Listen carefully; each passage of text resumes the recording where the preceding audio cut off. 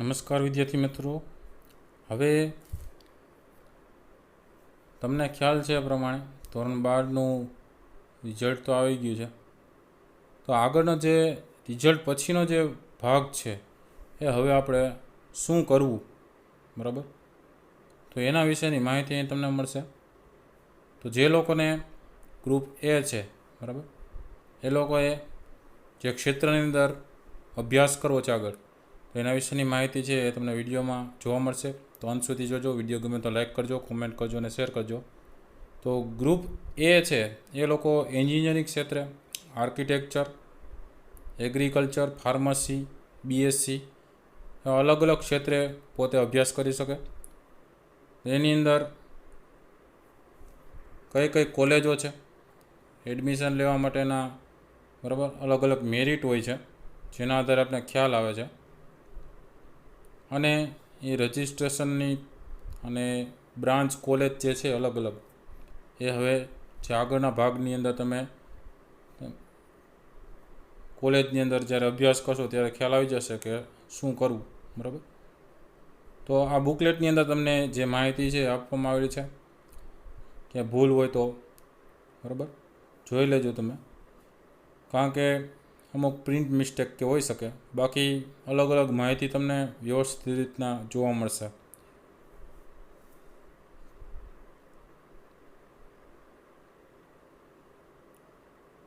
તો ત્યાર પછી એબ્રિવેશન છે એ તમે ખાસ જોઈ લેજો.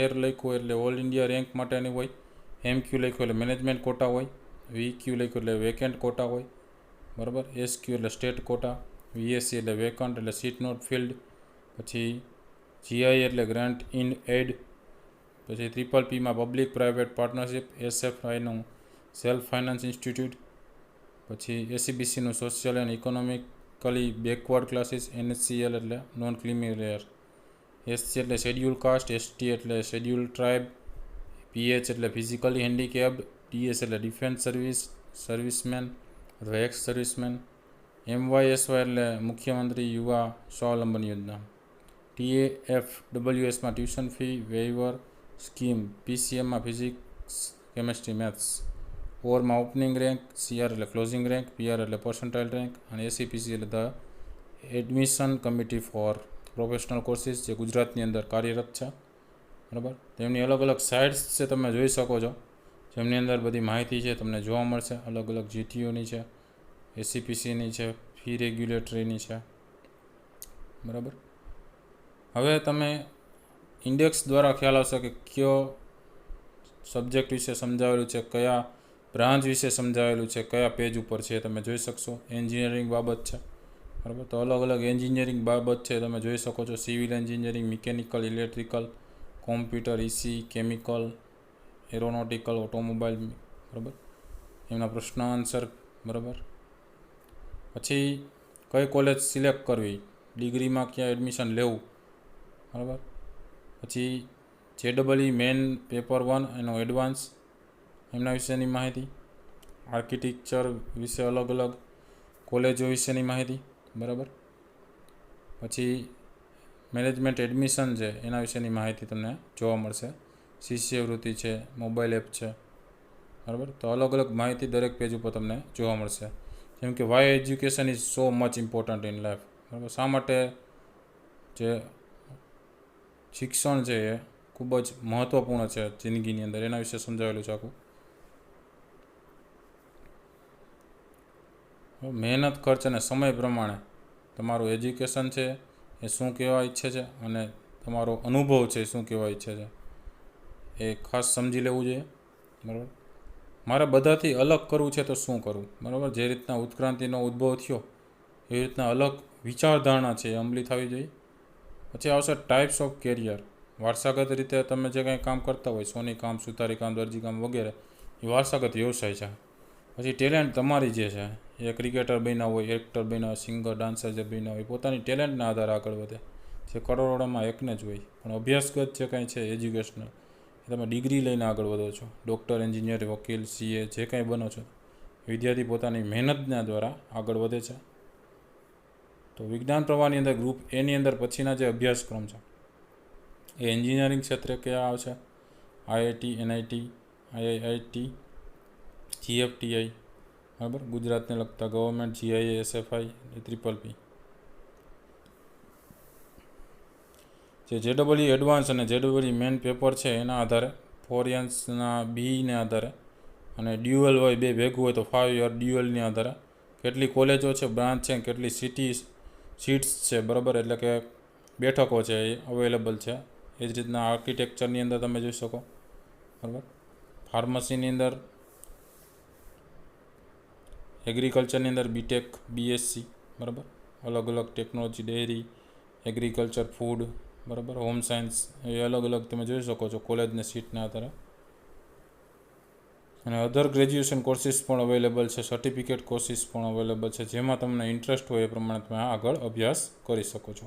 હવે એન્જિનિયરિંગ ક્ષેત્રની વાત કરીએ તો મશીનરી છે, સ્ટ્રક્ચર છે, સિસ્ટમ છે, ડિઝાઇન, ડેવલપમેન્ટ અને ઓપરેશન માટે વૈજ્ઞાનિક જ્ઞાનની આધારે જે મેથેમેટિકલ પદ્ધતિનો ઉપયોગ કરી એને જ એન્જિનિયરિંગ કહી શકીએ, બરાબર. એન્જિનિયરિંગ વગર વિજ્ઞાન માત્ર એક ફિલોસોફી એટલે કે વિચાર જ બની જાય છે. વૈજ્ઞાનિકો શોધે છે કે જેનું પહેલું જ અસ્તિત્વ હોય છે, એન્જિનિયર્સ જે બનાવે છે કે જેનું ક્યારેય અસ્તિત્વ હોતું જ નથી, એવું આલ્બર્ટ આઇન્સ્ટાઈને કીધેલું છે. જાણવું એટલે વિજ્ઞાન, બનાવવું એટલે એન્જિનિયરિંગ, એવું હેનરી પેટ્રિક્સકીએ કીધેલું છે. પછી પ્યોર સાયન્સ, વિજ્ઞાન શું કહેવા માગે છે. એપ્લાઇડ સાયન્સ એટલે કે એન્જિનિયરિંગ શું કહેવા માગે છે. પછી ઇમ્પ્લિમેન્ટેડ સાયન્સ એટલે કે ટેકનોલોજી શું કહેવા માગે છે. દરેક વસ્તુ છે આપણે ખ્યાલ હોવો જોઈએ. પછી અભ્યાસ આપણે કેની અંદર કરવો એ ખૂબ જ મહત્ત્વપૂર્ણ બાબત છે. ટૂંકમાં એન્જિનિયરિંગ એટલે કે કોઈ પણ સમસ્યાનું નિરાકરણ લાવવું, બરાબર. શા માટે એન્જિનિયરિંગ બેસ્ટ કેરિયર ચોઇસ છે તો એના વિશેની પણ માહિતી આપણે આપેલી છે. પછી પ્લેસમેન્ટ છે એ વધારે સંખ્યાની અંદર પ્લેસમેન્ટ થાય છે, ઓછી સંખ્યામાં થાય છે એ પણ જોવા મળશે.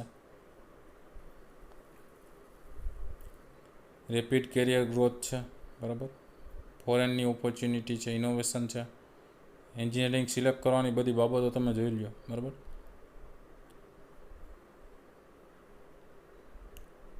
આ રીતના ઇન્ડસ્ટ્રીની અંદર અલગ અલગ જે કાંઈ એના વિભાગો છે એ દેખાડેલા છે, બસ. ઇન્ડસ્ટ્રીના મશીન લર્નિંગ છે, વેહિકલ માટેની, ડિવાઇસીસ માટેની, 3D પ્રિન્ટિંગ, ડ્રાઈવરલેસ વેહિકલ, એવા અલગ અલગ વિભાગો છે. વિવિધતા અને ઊંડાણની વાત કરીએ તો એન્જિનિયરિંગ છે ખૂબ જ વિસ્તૃત સબ્જેક્ટ કહી શકીએ કે અંદાજે 10 કરતાં વધારે પેટા શાખાઓ છે, મુખ્ય શાખાઓ સિવાયની પણ, બરાબર. જેમ કે computer engineering, chemical engineering, civil engineering, બરાબર, ઇલેક્ટ્રિકલ એન્જિનિયરિંગ, મિકેનિકલ એન્જિનિયરિંગ.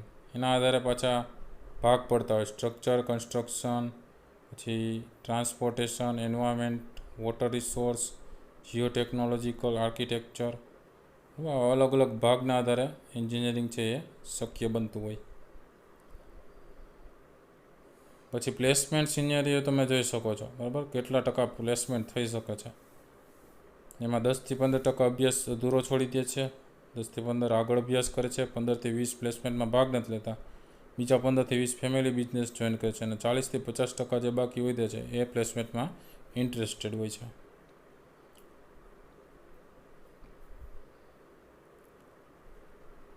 આ રીતના પ્લેસમેન્ટનો રેશિયો બતાવેલો છે, તમને ખ્યાલ આવશે. ગવર્મેન્ટ જોબ્સ છે, સરકારી નોકરીઓ છે, એ પણ ઘણી બધી મહત્ત્વપૂર્ણ બાબત અહીં તમને જોવા મળશે. જનરલ સર્વિસ, સિવિલ સર્વિસ, બરાબર, ફિલ્ડ સ્પેસિફિક, જે તમે ફિલ્ડને અનુરૂપ જીપીએસસી કે યુપીએસસીમાં દાખલ થવા ઈચ્છતા હોય તો, બરાબર, ભરતી છે જે દર વર્ષે આટલા વર્ષની અંદર થયેલી છે, એમાં સફળ થવાનો જે દર છે જોશો તો ખ્યાલ આવશે કે કેટલી મહેનત કરવી પડે છે. પછી બ્રાન્ચ વર્સિસ કોલેજ છે, કોને પ્રથમ પસંદગી આપવી, બરાબર. અભ્યાસ પૂર્ણ થયા બાદ 40થી 50 વર્ષ સુધી તમે જે ક્ષેત્રમાં કામ કરવા માગતા હોય એના અલગ અલગ વિભાગો છે, જેમાં તમને ઇન્ટરેસ્ટ હોય તો તમે એમાં કામ કરી શકો. કોલેજો છે તો કયા કોલેજ સિલેક્ટ કરવી, એવું કોલેજની શું ખાસિયતો છે, બરાબર, એ તમે જોઈ શકશો. અને એક્સપર્ટ્સ જે છે એની સલાહ લઈ શકશો. તો ટાઈપ ઓફ બ્રાન્ચીસ છે અલગ અલગ, બરાબર, જેમ કે કોર બ્રાન્ચ છે, એમાં civil, mechanical, electrical, computer, EC, બરાબર. એની અંદર સબ બ્રાન્ચો પાછી અલગ પડતી હોય.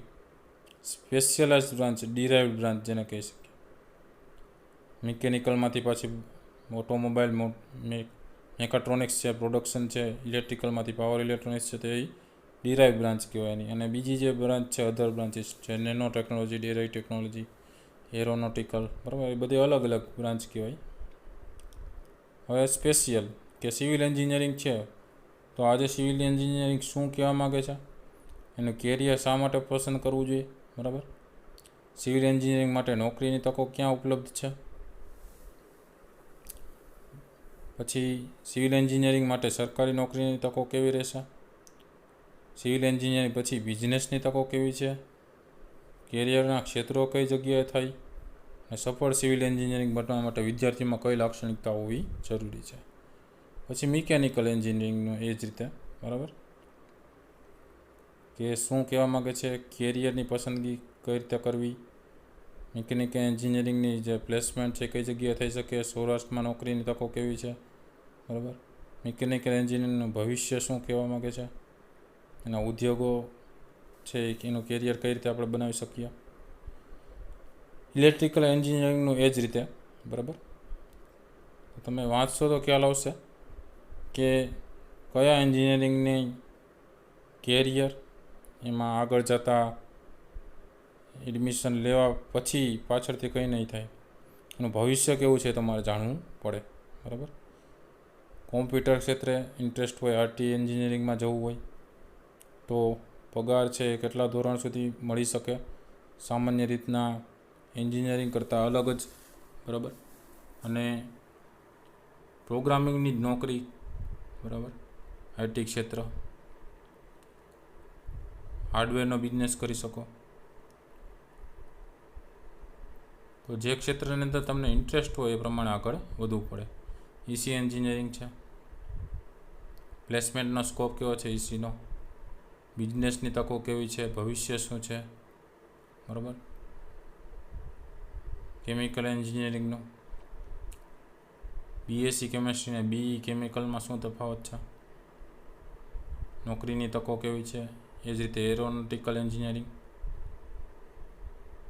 બરાબર, ઓટોમોબાઈલ એન્જિનિયરિંગ, મેકાટ્રોનિક્સ એન્જિનિયરિંગ. પછી એમને બ્રાન્ચીસનો સંક્ષિપ્તમાં પરિચય આપ્યો છે, બરાબર. અલગ અલગ એન્જિનિયરિંગ પ્રમાણે જે બ્રાન્ચીસ હોય છે એનો અભ્યાસક્રમ કઈ રીતે છે, બરાબર, એની વાત કરેલી છે. ઇલેક્ટ્રિકલ એન્જિનિયરિંગ હોય, કોમ્પ્યુટર એન્જિનિયરિંગ હોય, પછી EC electronics and communication engineering હોય, એના પાછળ સબ બ્રાન્ચ જે કંઈ હોય, સિવિલ એન્જિનિયરિંગ હોય, કેમિકલ એન્જિનિયરિંગ હોય, પછી ફૂડ પ્રોસેસિંગ ટેકનોલોજી હોય.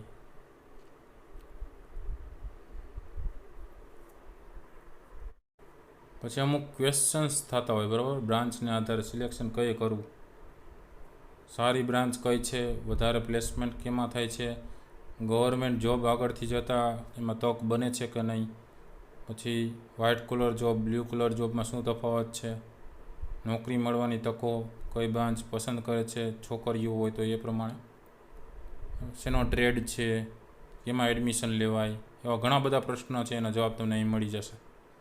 ઇન શોર્ટ, કઈ બ્રાન્ચમાં એડમિશન લેવું એ ખ્યાલ આવી જશે. બ્રાન્ચ સિલેક્શન મેટ્રિક્સ કહેવા માગે છે. અલગ અલગ બ્રાન્ચ પ્રમાણે ટેબલની અંદર તમે જોઈ શકશો કે એમાં સૂઝબૂછ સાથે શેની પસંદગી કરવી. સિવિલ, મિકેનિકલ, ઇલેક્ટ્રિકલ, કોમ્પ્યુટર અને ઈસી. જોબના ટાઈપ, નેચર ઓફ જોબ છે, બરાબર, કેવું કામ કરવાનું, ફિઝિકલી કરવાનું, લોજિકલી કરવાનું. પછી ગવર્મેન્ટ જોબ, વધારે સ્કોપ છે, ઓછો સ્કોપ છે. પ્રાઇવેટ સેક્ટરમાં એ જ રીતે કેમ્પસ પ્લેસમેન્ટ હોય, સેલેરી ગ્રોથ કેટલી છે, બિઝનેસ કરી શકો એનો ઓપોર્ચ્યુનિટી, તકો કેવી રહેશે, જોબનું લોકેશન કઈ જગ્યાએ થઈ શકે. પછી કઈ રીતના કોલેજ છે સિલેક્ટ કરવી, બરાબર, એ કી પોઈન્ટ છે કોલેજ સિલેક્શનના. કેવું વાતાવરણ છે કોલેજનું, બાંધકામ કેવું છે, સ્કિલ ડેવલપમેન્ટ એક્ટિવિટી કરાવે છે કેટલી, પછી ફેકલ્ટી કઈ કઈ છે, પ્લેસમેન્ટ કરાવે છે કે નહીં, એના આધારે કોલેજનું સિલેક્શન થતું હોય, બરાબર. તો કોલેજ કઈ રીતે સિલેક્ટ કરવી, તો કોલેજની વેબસાઇટ છે, એ કોલેજમાં કેટલા સુધી કટ ઓફ છે અટકે છે, કોલેજની પસંદગી છે અને વિદ્યાર્થીનો એ કોલેજમાં જે ભણેલા છે એનો અભિપ્રાય છે. તો અલગ અલગ તમે પેજ નંબર ઉપર જોઈ શકશો એમાં બુકલેટની અંદર જો સ્ટેપ પ્રમાણે. પછી ડિગ્રી એન્જિનિયરિંગનું એડમિશનની વાત કરીએ તો અલગ અલગ કોલેજ પ્રમાણે જે ડિગ્રી એન્જિનિયરિંગ છે એ કેટલા સુધી ભરવામાં આવે છે કોલેજ પ્રમાણે. એની અલગ અલગ યુનિવર્સિટી લાગુ પડતી હોય, બરાબર.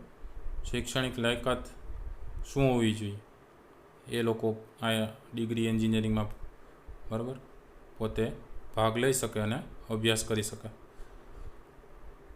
તો રજિસ્ટ્રેશનની પ્રોસેસ અહીં સમજાવેલી છે, સમજી લેજો ખાસ, બરાબર.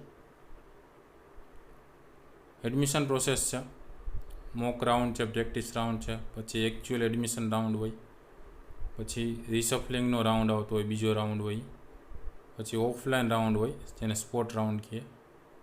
એ શું કહેવા માગે બધા રાઉન્ડ એ સમજી લો. પછી એડમિશન કેન્સલેશન અથવા તો ફી રિફંડનો બાબત છે એ સમજી લેજો.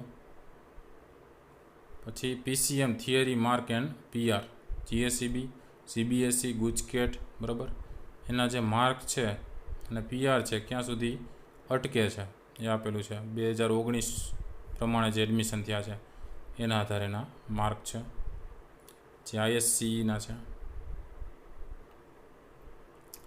તો દરેક વિદ્યાર્થીઓ માટે કોમન મેરિટ લિસ્ટ છે આ રીતે બનાવવામાં આવે. મેરિટ કઈ રીતે બનાવવું ખાસ જોઈ લેજો.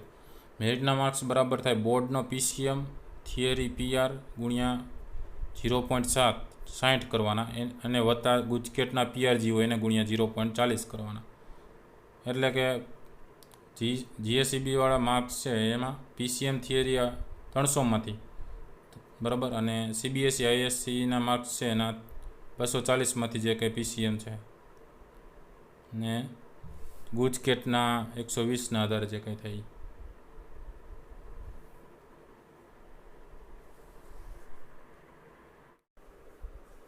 ત્યાર પછી હવે જોઈએ એમાં મેરિટ માર્ક કેટલા સુધી રહે છે.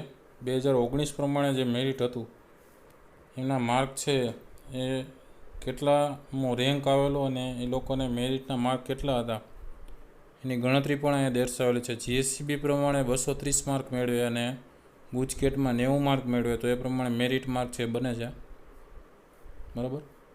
તો એ ડિગ્રી એન્જિનિયરિંગની અંદર અલગ અલગ જગ્યાએ મેરિટ તમે આ રીતના આપેલું હોય તો ક્યાં સુધી અટકે છે એ ખ્યાલ આવશે. બાકીની પેજ નંબર 60 ઉપર બીજી માહિતી આવશે. ત્યાર પછી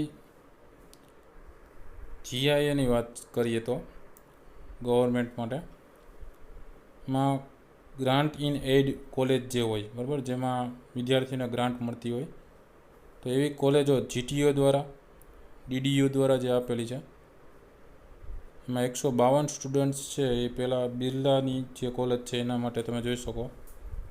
ત્યાર પછી નડિયાદ છે, સુરત છે, ભરૂચ છે, ભાવનગર છે, એ અલગ અલગ GTU યુનિવર્સિટી હોય, DDU યુનિવર્સિટી હોય એના દ્વારા પ્લેસ થતા હોય છે છોકરાઓ ત્યાંથી, બરાબર. પછી SFI કહેવાય અને PPP એન્જિનિયરિંગ કોલેજ છે, બરાબર, જેમાં અદાણી ઇન્સ્ટિટ્યૂટ છે, આદિત્ય, ઘણી બધી ઇન્સ્ટિટ્યૂટ તમે જોઈ શકો છો એન્જિનિયરિંગની. તેમની અંદરની ફી પણ આપેલી છે. ફીનું સ્ટ્રક્ચર પણ તમે જોઈ શકો કેટલી ફી યર પ્રમાણે છે, બરાબર, આખા વર્ષમાં કેટલી ફી ભરવી પડે છે એ પ્રમાણે સિલેક્શન તમે કોલેજનું કરજો. અલગ અલગ કોલેજો છે, અમરેલી, આણંદ, બરાબર, ભરૂચ છે, ભાવનગર પણ છે,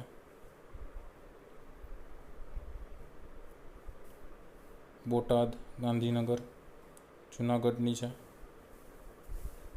ખેડા. હવે એનું ફીનું સ્ટ્રક્ચર તમે જુઓ અને ખાસ કેટલા સ્ટુડન્ટ્સ છે ત્યાં પ્લેસ થાય છે એ પણ જોવું પડે, બરાબર. નવસારી, મહેસાણા, કચ્છ, પંચમહાલ, પાટણ, પોરબંદર, રાજકોટ, સાબરકાંઠા, સુરત, સુરેન્દ્રનગર, પછી વડોદરા,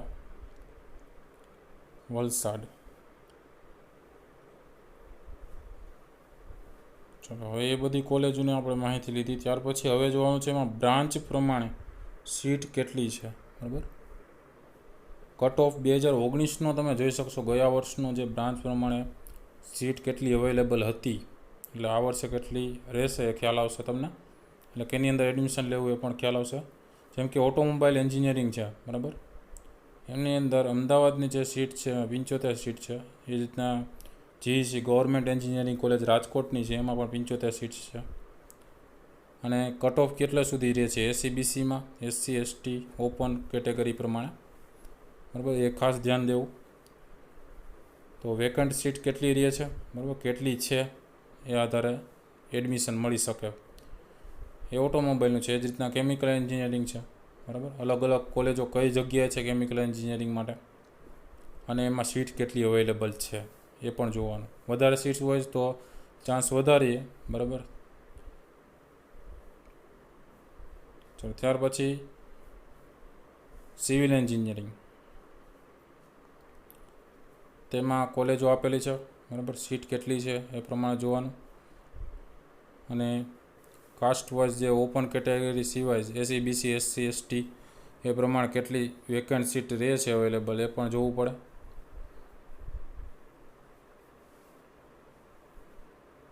ઘણી બધી કોલેજો છે એમાં પણ સિવિલ એન્જિનિયરિંગ માટે, અને સીટ્સ પણ જોઈ લેજો કેટલી અવેલેબલ રહે છે, અને કઈ જગ્યાએથી કઈ કોલેજનું એડમિશન લેવું એ ખાસ જોવું પડે. પછી કોમ્પ્યુટર, એ જ રીતે, બરાબર. કોમ્પ્યુટર એન્જિનિયરિંગ માટે સીટ અલગ અલગ જગ્યાએથી કેટલી અવેલેબલ રહે છે.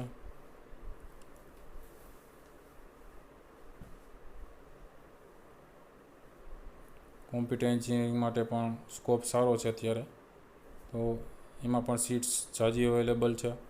ઇન્ટરેસ્ટ હોય એ પ્રમાણે અભ્યાસ કરવો. ત્યાર પછી ઇલેક્ટ્રિકલ એન્જિનિયરિંગ છે,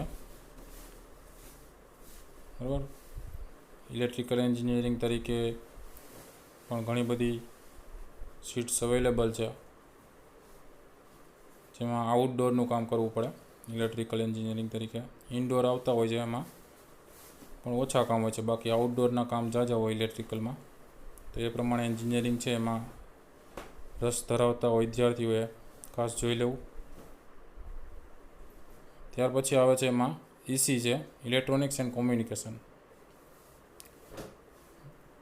ઇલેક્ટ્રોનિક્સનો જે કંઈ કાર્ય કરતા હોય છે એ લોકો માટે, બરાબર. એમાં પણ ઘણી બધી સીટ્સ અવેલેબલ છે અલગ અલગ જગ્યાએથી, તમે જોઈ શકો છો કોલેજ પ્રમાણે. તો આ 2019 પ્રમાણેના જે કટ ઓફ છે તમે જોઈ શકો છો. એ રીતના આઈટી ક્ષેત્ર છે, બરાબર. એની અંદર ઇન્ફોર્મેશન એન્ડ કોમ્યુનિકેશન ટેકનોલોજી છે, ઇન્ફોર્મેશન ટેકનોલોજી છે, તો એનો પણ અત્યારે સ્કોપ સારો છે. જે કોમ્પ્યુટર એન્જિનિયરિંગ લેવલે, બરાબર, આઈટી ક્ષેત્રે ખૂબ જ સારું કહેવાય. બધું ઇન્ડોર વર્ક હોય, તો કોમ્પ્યુટર ઉપર જે લોકોને ઇન્ટરેસ્ટ હોય એ લોકો ખાસ કોલેજો પ્રમાણે એડમિશન જોઈ લેજો, બરાબર. એ જ રીતના ઇન્સ્ટ્રુમેન્ટેશન એન્ડ કંટ્રોલની સીટ્સ છે, બરાબર, અલગ અલગ. એમાં વેકેન્ટ કેટલી છે એ પ્રમાણે, બરાબર, જોવું પડે. આઈસી એન્જિનિયરિંગ, પછી મિકેનિકલ એન્જિનિયરિંગ છે, એનો પણ સ્કોપ છે અત્યારે, ઝાઝો સ્કોપ છે મિકેનિકલ એન્જિનિયરિંગ માટે પણ. તો એમાં પણ તમે જોઈ શકો છો ઘણી બધી વેકન્ટ સીટ છે એમાં પણ, બરાબર.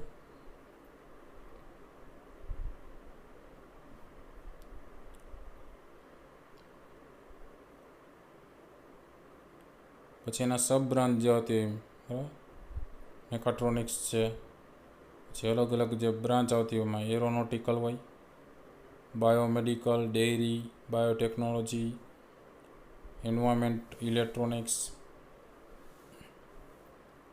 ફાયર અને safety, marine, metrological, mining, nano, petrochemical, plastic production, power electronics હોય, પછી રોબોટિક્સ હોય, ટેક્સટાઇલ હોય, વોટર મેનેજમેન્ટ હોય, બરાબર. ચલો, એ બધી એન્જિનિયરિંગ કોલેજો છે એના કટ ઓફ હતા 2019 સુધીના. ત્યાર પછી joint entrance examination JEE main paper 1, એમાં ક્વોલિફાઈડ થવું ફરજિયાત છે. બરાબર, એડવાન્સની પરીક્ષા આપવી હોય તો એ લોકો પેપર 1માં ક્વોલિફાઈડ હોય એ લોકો આપી શકે. તો એમની માહિતી તમે જોઈ શકો છો. NTA સ્કોર પ્રમાણે માહિતી તમારે જોવી પડે. એનું માળખું આપેલું છે આખું. બરાબર, MCQ પ્રશ્નો, આંકડાકીય પ્રશ્નો, રીતના મોટા નાના પ્રશ્નો જે છે એ વિકલ્પવાળા પ્રશ્નો, એ માળખું જોઈ લેજો. જોઈન્ટ સીટ એલોકેશન ઓથોરિટી છે એના વિશેની માહિતી વાંચી લેજો. એમાં કેટેગરી પ્રમાણે કટ ઓફ કેટલા રહે છે એ આપેલું છે.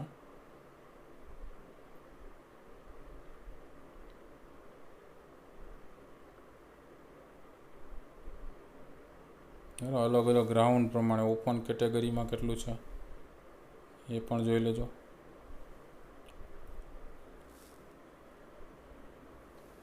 પછી આ બહારની યુનિવર્સિટી માટેના છે, કોલકાતા છે, તિરુવનંતપુરમ છે, સાયન્સ એજ્યુકેશન રિસર્ચ માટેના. પછી પેપર 2 માટે main paper 2 JEE main paper 2 માટેની માહિતી છે. એમાં કેવું બંધારણ છે, ટાઈપ ઓફ ક્વેશ્ચન્સ કેટલા છે, માર્ક્સ કેટલા થાય છે અને એમનો કટ ઓફ કેટલો થાય છે. બરાબર, એ વિશેના અલગ અલગ માહિતી તમે જોઈ શકો છો.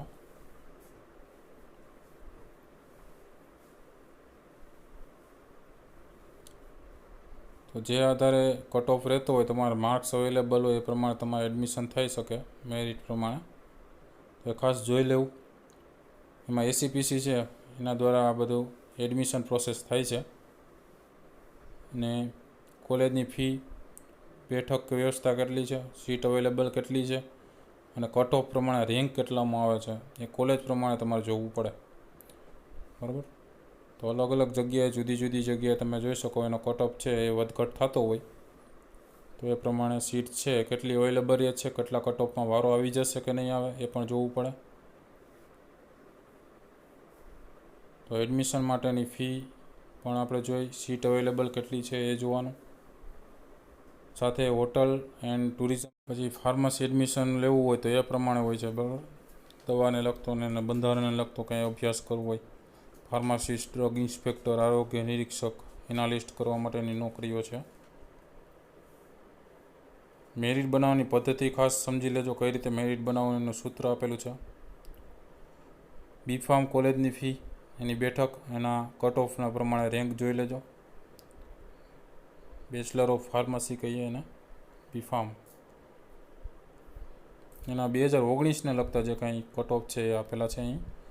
એની ફી છે કોલેજ પ્રમાણેની અલગ અલગ જગ્યાએની. વેકેન્ટ સીટ કેટલી અવેલેબલ રહે છે એના ઉપર જોવું પડે, કટ ઓફ કેટલો જાય છે. હવે એગ્રીકલ્ચરની અંદર અભ્યાસ કરવો હોય તો આણંદ, જુનાગઢ, પછી દાંતીવાડા છે ને નવસારી, આ રીતના એગ્રીકલ્ચર યુનિવર્સિટી છે અલગ અલગ. ત્યાં એડમિશન પણ તમે લઈ શકો છો. એમાં ઇન્ટરેસ્ટ હોય તો BTech કરવું પડે. એમાં ડેરી ટેકનોલોજી હોય, એગ્રીકલ્ચર એન્જિનિયરિંગ હોય, ફૂડ ટેકનોલોજી હોય, એન્વાયરમેન્ટલ હોય. હવે અલગ અલગ અભ્યાસ માટેની બ્રાન્ચ છે જુદી જુદી, એ પ્રમાણે અભ્યાસ કરવો પડે. ગુજકેટ એમાં પાસ કરેલી હોવી જોઈએ પરીક્ષા. બરાબર, તો આ રીતના અલગ અલગ રજિસ્ટ્રેશનના ડોક્યુમેન્ટ્સ શું જોઈશે એ વિશેની માહિતી આપેલી છે. અને એનો મેરિટ લિસ્ટ કઈ રીતે બનાવવું. બરાબર, એનું સૂત્ર પ્રમાણે મેરિટ લિસ્ટ તમારે બનાવવાનું. પછી પ્રવેશ પ્રક્રિયાની અંદર પેલો મોક રાઉન્ડ આવે, પછી બીજો રાઉન્ડ આવે, એમાં રાઉન્ડ 1, પછી રાઉન્ડ 2ની અંદર, પછી રાઉન્ડ 3 ઓફલાઈન કાઉન્સેલિંગ કહેવાય એને. બરાબર, એ પ્રમાણે રાઉન્ડ પ્રમાણે એડમિશન છે એ થઈ જાય. બરાબર, મેરિટ પ્રમાણે વારો આવતો જાય તો એ પ્રમાણે થઈ જાય. આ રીતના વધારાના મળવાપત્ર ગુણ કેટલા છે એ જોવું પડે. બરાબર, ત્યાર પછી BScની અંદર એડમિશન લેવું હોય તો એ પ્રમાણે સામાન્ય રીતે BSc 3 વર્ષનું છે. અમુક કોલેજની અંદર 4 વર્ષનો રિસર્ચનો પણ કોર્સ છે એ અવેલેબલ છે. નોકરીની તકો કેવી છે અને ડિપ્લોમા એન્જિનિયરિંગ કરવું હોય તો એ પ્રમાણે ડિપ્લોમા એન્જિનિયરિંગ પણ કરી શકીએ છીએ, જે 3 વર્ષનો કોર્સ છે. તેમની બેઠકની ફાળવણી છે એ કઈ રીતે થાય છે એ જોઈ લો. કુલ બેઠક કેટલી છે ડિપ્લોમા માટે, કોલેજ કેટલી છે, વાર્ષિક ફી અંદાજિત કેટલી છે, અને એની બેઠક પ્રમાણે મેરિટ લિસ્ટ તમે આ રીતે તમે બનાવજો. ધોરણ 10 બોર્ડની અંદર પરીક્ષામાં ગણિત, વિજ્ઞાન, અંગ્રેજી વિષયમાં મેળવેલા કુલ માર્ક્સ, એટલે કે આઉટ ઓફ 300 માંથી તમે મેળવેલા માર્ક્સ પ્રમાણે મેરિટ તમારું બનશે. અને એમાં શિષ્યવૃત્તિ પણ અવેલેબલ છે. ડિપ્લોમા એગ્રીકલ્ચર માટે પણ માહિતી આપેલી છે, અહીંયા તમે જોઈ શકો. અને શિષ્યવૃત્તિની માહિતી છે પણ એ વાંચી લેજો. તો અલગ અલગ કાસ્ટ પ્રમાણે જે કંઈ મળતી હોય છે સ્કોલરશિપ, એની યોજનાઓ છે એ પણ મેળવી શકો તમે.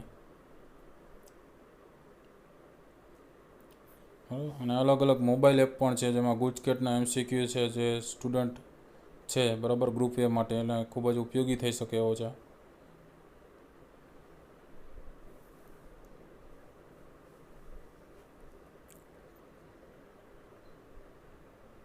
આ રીતના એપ્લિકેશન ડાઉનલોડ કરીને તમે એનો ઉપયોગ પણ કરી શકો છો. ઘણી બધી માહિતી તમને ત્યાંથી પણ મળી જશે બરાબર.